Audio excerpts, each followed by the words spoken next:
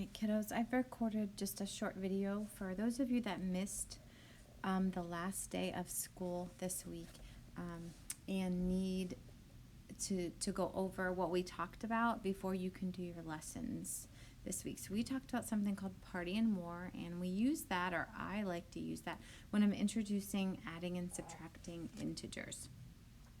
Before we even get started, I need to let you in on a little secret. And unfortunately, I am sorry that I have to be the one to break it to you. But your math teachers, up until this point, have been lying to you. There is really no such thing as subtraction. When we think of subtraction, we are basically thinking about positive integers and negative integers. And you will see that once we get started here. So I'm going to point out to you that my three expressions that I have here, my three problems, are made up of two integers sitting side by side. So I really have a -6 sitting beside a +14. The second one, I have a -9 sitting beside a -7. And last one, +8 sitting beside a -15. That is what I'm talking about. There's really not subtraction. There's just positive and negative integers in the world. And what we do is basically combine them. So for the first one, -6 and +14, we're going to give that a label of a war. And the reason it's a war is because I have negatives fighting positives. This -6, we're going to combine it with +14, and they're fighting each other. They're having a war. Who would win the war? Well, the 14, the positives would win because there are more of them. And the last thing that I would expect you to think through, or that I would ask you, is by how much is the 14 winning that war? Well, they're winning by 8. So -6 plus 14 is a +8. Because there's a war between negatives and positives, the positives win by 8. Moving over to the second one, we aren't looking at a war this time. We are looking at a party. And the reason it's a party is because no one is fighting. I have negatives, and I'm just combining them with more negatives. The way we think about that is basically just asking who showed up to my party. Who's at my party? Well, I'm starting with 9 negatives who showed up to my party. I have 7 more negatives that showed up to my party.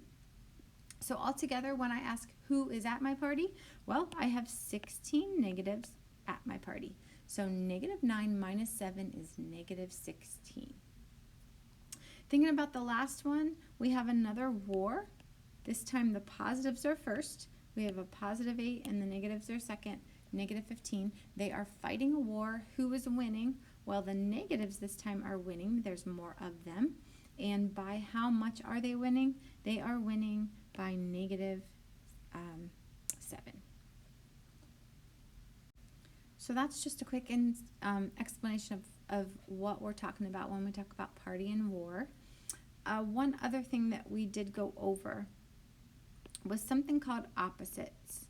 And the concept of opposites is very easy, of course.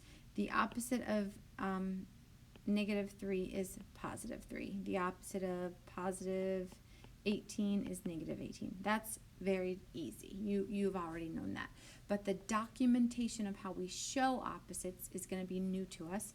We actually use a negative sign outside of parentheses to indicate that we want something to change to its opposite. So this negative on the outside is really saying, hey, 22, I want you to turn to your opposite.